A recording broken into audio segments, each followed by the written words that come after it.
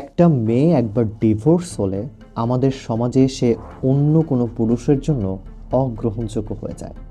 কিন্তু আরেকটি মেয়ে বিয়ের আগে একের পর এক প্রেম করে সব কিছু করলেও সমাজের কাছে সে হিরে, কারণ সে তো এখনও কুমারী, মানে বিয়ে হয়নি আর কি।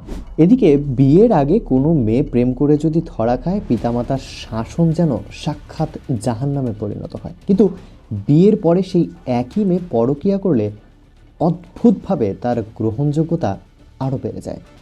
আর যদি সেই পরকীয়া পুরুষটা হয় বর্তমান স্বামীর চেয়ে বেশি স্টেবল, তাহলে তো কথাই নেই।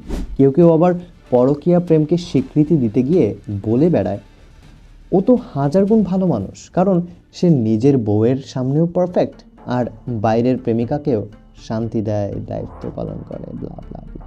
আমরা একসময় সামাজিক জীব ছিলাম, আর এখন আমরা শুধু হিপোক্রেট জীব ছাড়া আর কিছুই না। অপরাধ আমাদের কাছে ততক্ষণই অপরাধ যতক্ষণ না সেটা আমরা নিজেরা করছি। আর যখন নিজেরাই কোনো অপরাধ করে ফেলি, তখন সেই অপরাধ ঢাকতে আইনস্টাইন নিউটনের লজিকও হার মানে আমাদের অযথা সব যুক্তির সামনে। ও আর মনে রাখবেন, সত্য সবসময় নগ্নই হয়। তাই যা যা বললাম তা যদি আপনার গায়ে লাগে, বুঝবেন কথাগুলি সত্যি ছিল।